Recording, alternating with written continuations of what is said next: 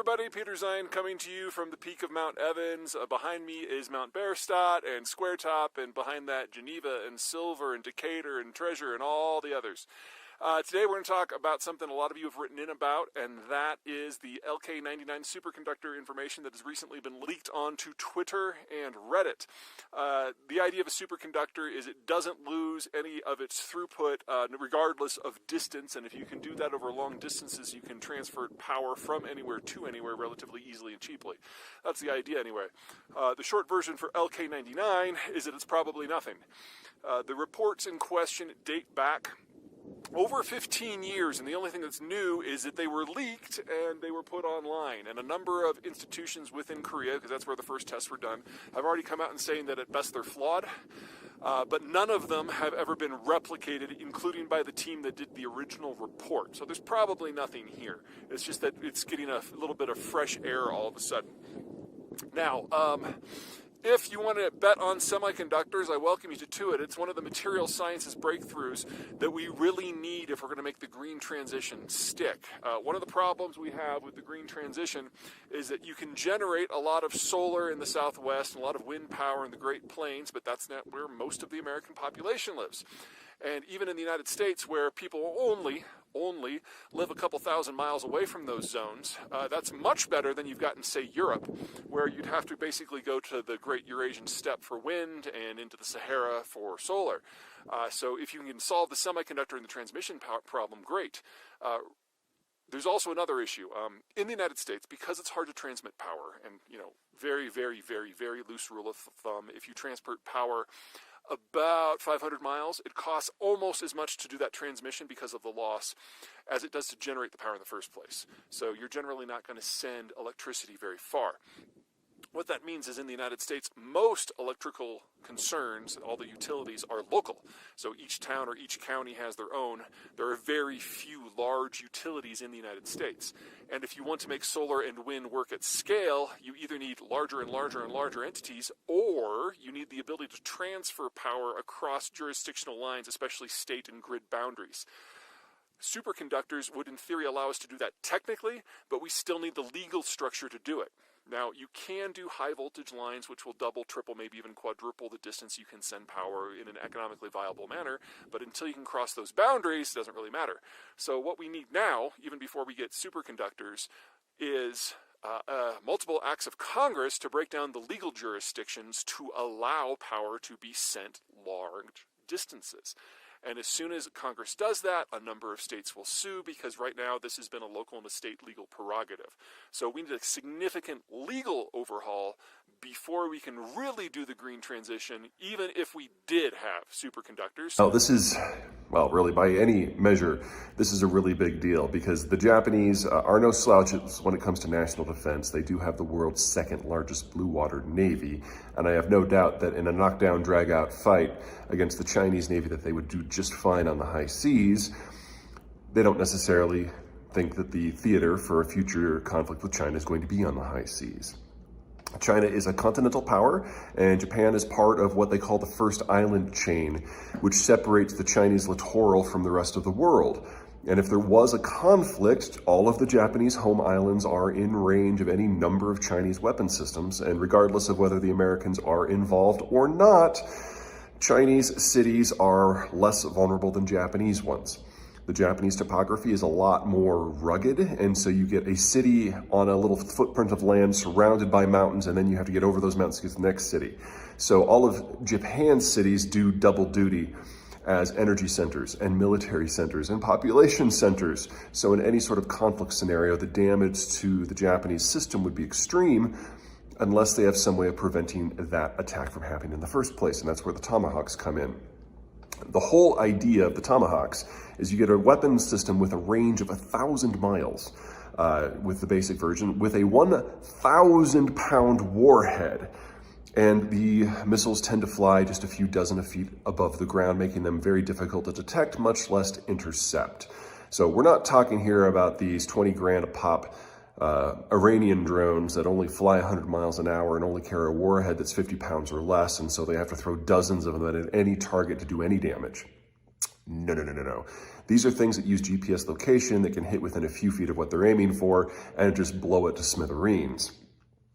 And now Japan is going to be the third country in the world to have them. And that's probably the biggest takeaway here, is that the United States has always had kind of a friends and family plan that it sells military gear to. But it has always reserved the very top stuff for itself and the Brits. Well, in this calendar year, we have already seen the first two exceptions to that policy being made. The United States is sending air-launched cruise missiles and nuclear submarines, nuclear-powered submarines that is, to the Australians, and now we're giving Tomahawks to the Japanese, giving both of these countries the ability to independently destroy China's economic links to the wider world without any additional help from the United States. And this sudden proliferation of countries that can now bring China to their knees independently, this is arguably the biggest strategic development of the year, even more so than the Ukraine war. So why he did it, no one really knows.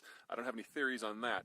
What I can do is kind of give you an overall update on where things are with North Korea. Anyone who tells you that they're 100% sure what's going on in the country is lying to you, because everybody's spies have been killed, including the Chinese.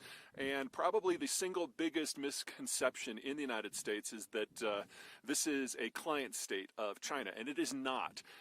It's probably safe to say that the North Koreans actually hate the Chinese more than anyone else.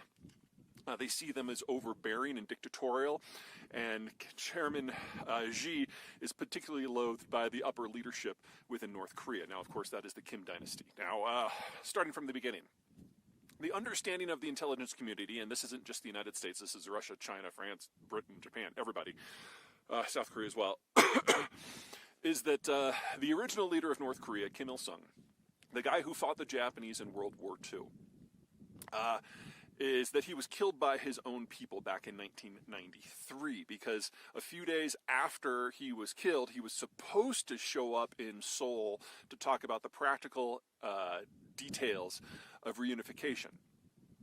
Remember that in 1993, Tiananmen Square was in the past, and the Americans and the Chinese had decided to move on together. The Soviet system had just collapsed, and Kim Il-sung knew that a statist, communist, dictatorial system was not long for this world, so he was looking for something new. And his army folks, who would have lost all their position, had him killed. Kim Jong-il is the second leader. That was the son of Kim Il-sung. He was the crazy guy with the glasses. He was raised in North Korea. He was raised drinking the Kool-Aid. The dude was batshit crazy.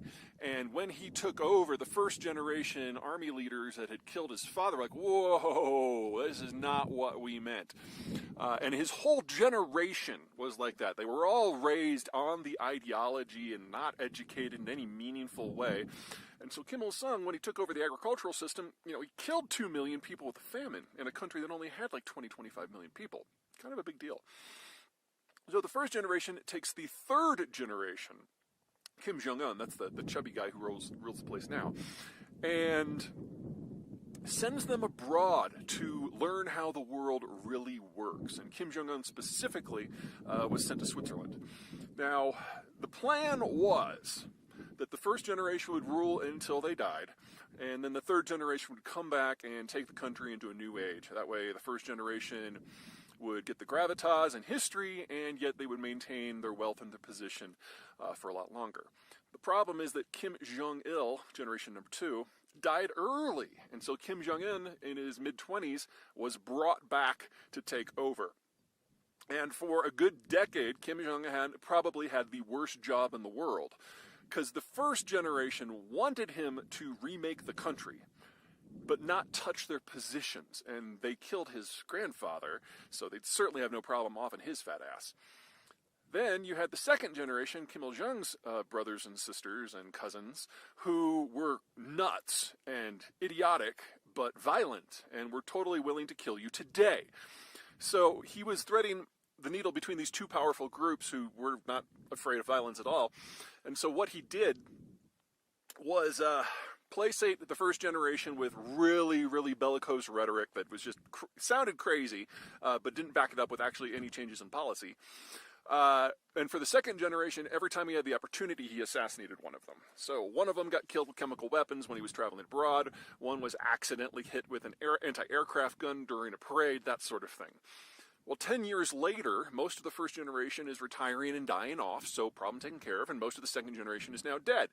But during this process, we had a change in administration in the United States with Donald Trump coming in. And that first step of Kim Jong-un's strategy, the bellicose rhetoric, Trump, of course, thought it was all about him. So when Kim Jong-un was like, oh, I've got a button and a nuclear weapon, and Trump is like, sees this on Twitter, and he goes back, he's like, oh, I've got a bigger button. And Kim Jong-un, a little panicky, because he was like, whoa, this was totally not about the United States. This is a domestic issue. Calms down, sends some very soothing messages, and Trump thinks that he just talked down a crazy dictator.